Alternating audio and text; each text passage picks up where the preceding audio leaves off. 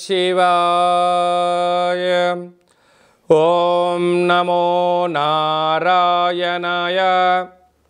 నరదృష్టి కర్మ నివారణ, సంచిత కర్మ, ప్రారబ్ధ కర్మ, ఆగమిక కర్మ నివారణ, సకల దోష దగ్ధ తులాభార కాళభైరవాయ నమో నమః. ప్రథమం శైలపుత్రి, ద్వితీయం బ్రహ్మచారిణి, తృతీయం చంద్రఘంటిక, కూష్మాండేతి చతుర్థం, పంచమం స్కందమాతేషు, షష్టమం కాత్యాయని చ, సప్తమం కాళరాత్రి, అష్టమం మహాగౌరీ, నవమం సిద్ధిరాత్రి.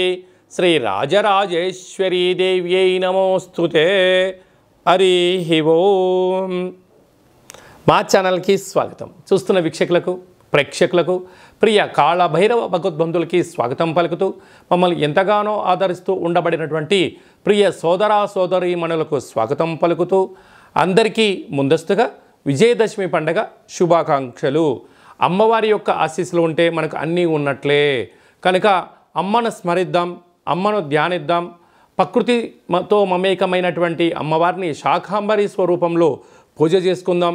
జీవనాన్ని అద్భుతమైన ఆనందకరమైన జీవితానికి స్వాగతం పలుకుదాం. 1వ తారీఖు 10వ నెల 2024 నుండి 15/10/2024 వరకు పుట్టినటువంటి వారందరికీ కూడా ముందస్తుగా జన్మదిన శుభాకాంక్షలు. గతంలో వివాహం చేసుకున్న వారికి వివాహ వార్షికోత్సవ శుభాకాంక్షలు. ద్వాదశ రాశుల్లో గ్రహ గమనాల్ని ఒకసారి వీక్షింపచేద్దాం. వృషభ రాశిలో దేవగురు బృహస్పతి సంచార స్థితి, విశేషంగా మిథున రాశిలో కుజ భగవానుడు సంచార స్థితి, కన్యరాశిలో రవి బుధ కేతు సంచార స్థితి. 3 గ్రహాలు కలిపి బుధాదిత్య రాజయోగం చేత కన్యరాశిలో సంచార స్థితి. తులారాశిలో శుక్ర భగవానుడు స్వక్షేత్ర సంచార స్థితి. కుంభరాశిలో శని భగవానుడు స్వక్షేత్ర తిరోగమన సంచార స్థితి. మీనరాశిలో రాహు సంచార స్థితితో ద్వాదశ రాశుల్లో గ్రహ గమనాలు ఈ విధంగా ఉన్నాయి. మీనరాశి వారు మహాలయాల అమావాస్య సందర్భంగా ఎలాంటి విధి విధానాలు పాటించడం వలన, ఒకవైపు ఏలనాటి శని ప్రారబ్ధ సంచార స్థితిలో ఉండడం, రాశిలోని రాహు సంచార స్థితి, అర్ధాష్టమ కుజదోష ప్రభావం ఉన్నప్పుడు ఎలాంటి విధులను పాటించాలో ఈ వీడియోలో సవివరంగా సంపూర్ణంగా తెలుసుకుందాం. మీనరాశిలో ఏ నక్షత్రాలు వస్తాయనగా, పూర్వాభాద్ర నక్షత్రంలోని చివరి పాదమైన 4వ పాదము, ఉత్తరాభాద్ర నక్షత్రంలోని 4 పాదాలు, రేవతి నక్షత్రంలోని 4 పాదాలు కలిపితే మీనరాశి అవ్వడం జరుగుతుంది. చాలామందికి పుట్టినటువంటి కాల సమయంలో డేటా ఆఫ్ బర్త్లో లేనటువంటి వారందరికీ కూడా పేరు యొక్క మొదటి అక్షరాన్ని అనుసరిస్తూ ఆ రాశిని తెలుసుకునే ప్రయత్నం చేద్దాం. డి, దుమ్, షం, ఝా, ధా, దే, దో, చా, చి అక్షరాల వారందరూ కూడా మీనరాశి జాతకులే. మీనరాశి యొక్క అధిపతి దేవగురు బృహస్పతి.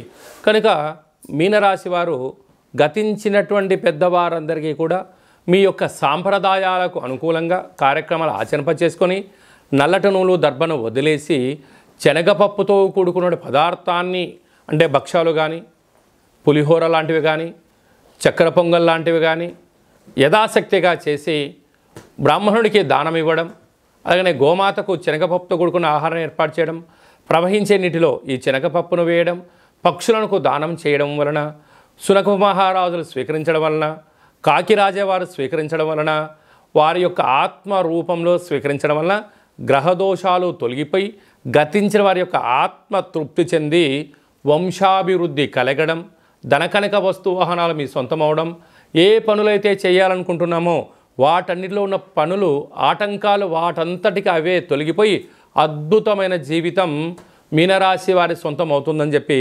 గమనించగలగాలి. అదే కాకుండా రాశిలోనే రాహు, తృతీయంలో గురువు, అర్ధాష్టమ కుజుడు, సప్తమంలో రవి బుధ కేతు సంచార స్థితి, అష్టమంలో శుక్రుడు, వ్యయంలో శని భగవానుడు. అంటే వీలైనంత వరకు ఎక్కువ గ్రహాలు కూడా అనుకూలించే పరిస్థితి లేవు. మీ జన్మ నక్షత్రం రోజున పూర్ణిమ, అష్టమి, అమావాస్య తిథుల యందున దూర వాయు జల ప్రయాణాలు పెట్టుకోవద్దు. వీలైనంత వరకు గొడవలకు దూరంగా ఉండండి. మౌనంగా ఉండే ప్రయత్నం చేయండి.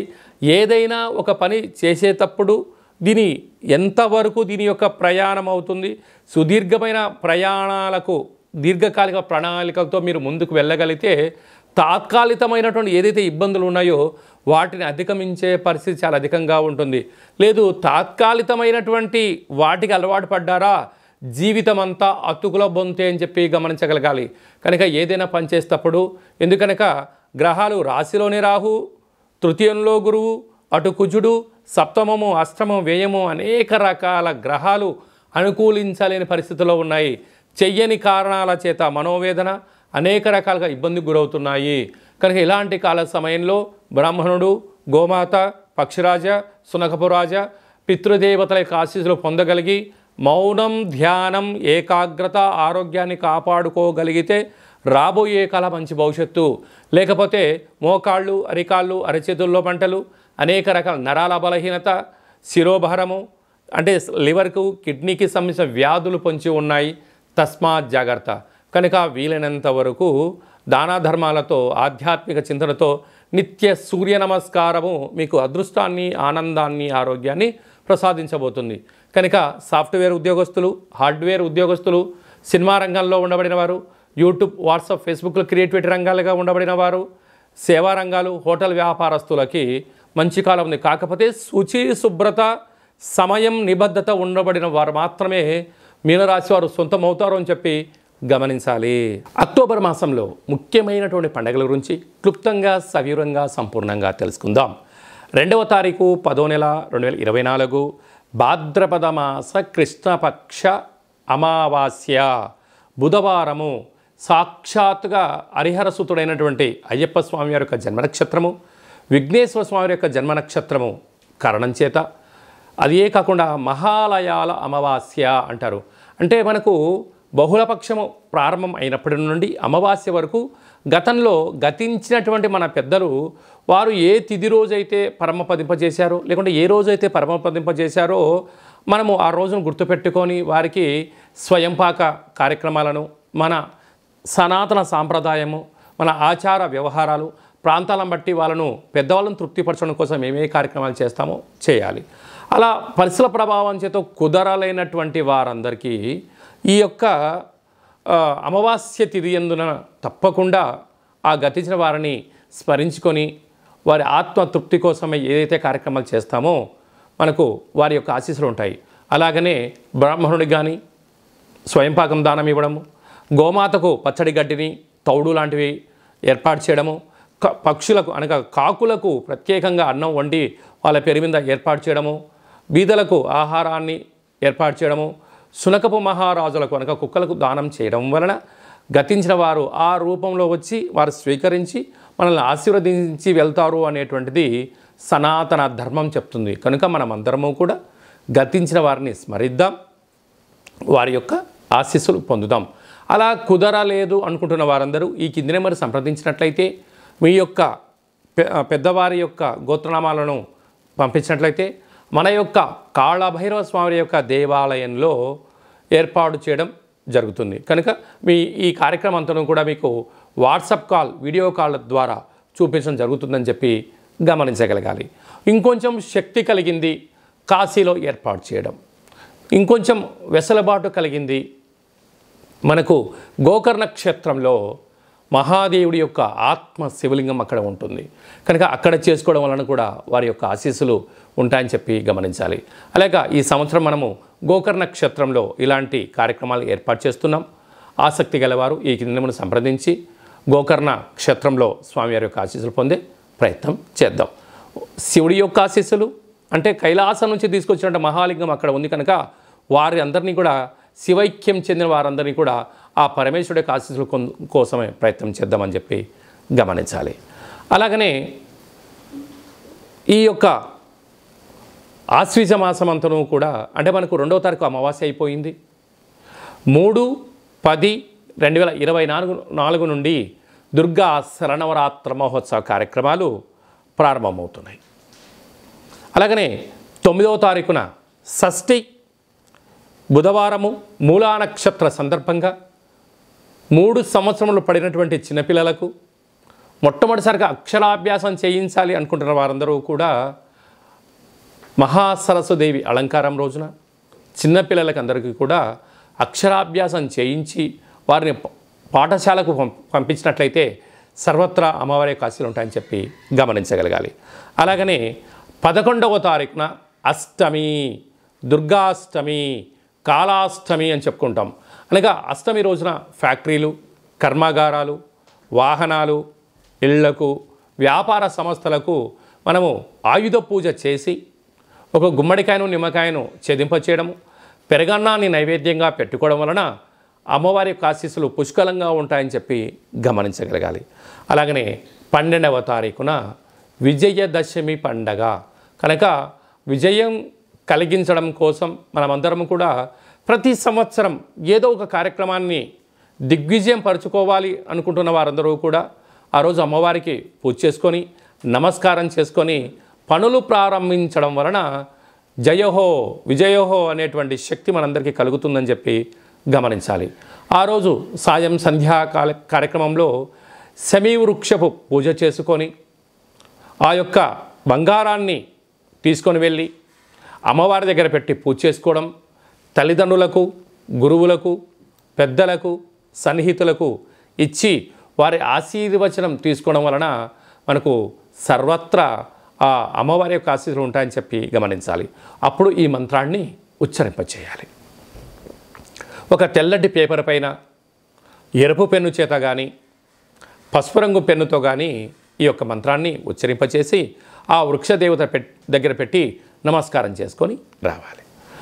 ఓం శమి శమైతే పాపం శమి శత్రు వినాశనం అర్జునస్య ధనుర్ధారీ రామస్య ప్రియదర్శనం శ్రీ అపరాజితాదేవ్యై నమోస్తుతే అనేటువంటి మంత్రాన్ని 27 సార్లు ఉచ్చరింప చేసుకొని అక్కడ అమ్మవారి దగ్గర ప్రదక్షిణ చేసి నమస్కారం చేసుకోవడం వలన రాముడు ఎంతటి విజయాన్ని పొందాడో మనకు కూడా అలాంటి విజయాన్ని ప్రసాదించమని అమ్మవారిని కోరుకుందాం.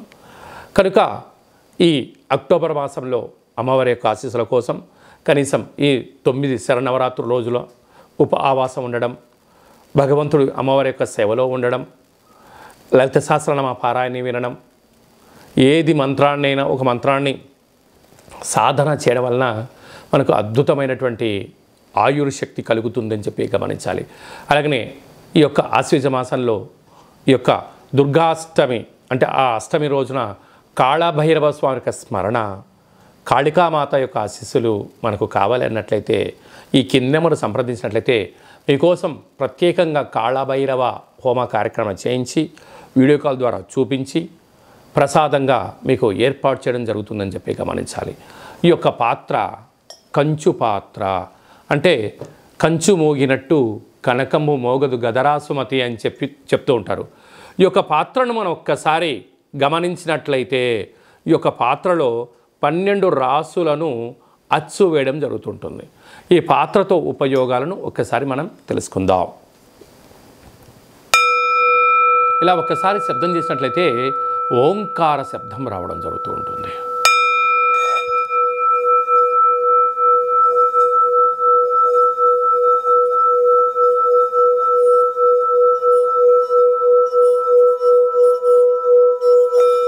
ఈ ఓంకార శబ్ద ధ్వరితాన్ని మనం ఇంట్లో ఏర్పాటు చేసుకోవడం వలన మనిషి శరీరంలో ఉండబడినటువంటి షట్చక్రాలు వికసింప చేసుకోవడం, గృహంలో ఉండబడినటువంటి జ్యేష్ఠాదేవి బయటికి వెళ్ళిపోవడం, గ్రామంలో దేశంలో సంచరించేటువంటి మహాలక్ష్మీదేవి అమ్మవారు గళ్ళు గళ్ళుమంటూ మన ఇంటికి రావడం, ఇంట్లో లక్ష్మీదేవి స్థిర నివాసంగా ఉండడం, నరదృష్టి, శత్రు ప్రభావాలు, ఆర్థిక ఇబ్బందులు తొలగిపోతాయని చెప్పి గమనించాలి.